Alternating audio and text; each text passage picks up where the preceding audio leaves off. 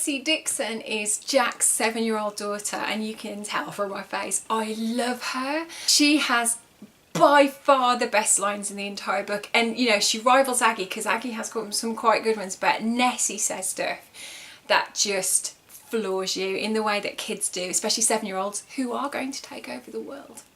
What I love the most about Nessie is her joy in everything. I mean, they're in quite a precarious situation. She's lost her mom. She's with her dad. She knows that her dad is worried about the future, and they've moved into the little chalet on Jeb's caravan park.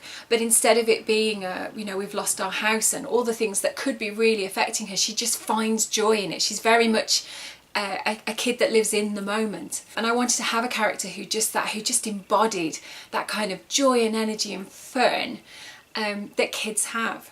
Now obviously Nessie's lost her mom, and that's addressed in the book, but in a way that I think it's quite surprising that when you see children that seem to be just very much in the here and now, that there's always something when they say something and you realise they've actually been thinking about it. And this was inspired by my daughter Flo, who's 4, but I kind of imagined what she'd be like when she's 7. I think the world needs a bit of a warning before my daughter gets to 7. But occasionally she'll say something and it's very grown up, and it seems out of character, but what it means is that she's gone away and thought about it, and so Nessie has that. Nessie believes in magic, which is something that her father Jack really wants to believe in, but kind of feels like he's not allowed to, because he's trying to be the grown-up and look after her. Their scenes together are just some of the loveliest in the book, some of the loveliest and most fun to write, where they're on the beach together, and it's down to Nessie that the game of the sea glass stars begins, because she's collected sea glass and Jack suggests they make a shape and she chooses a star, but they run out of sea glass because it's getting too dark and they don't get to finish it.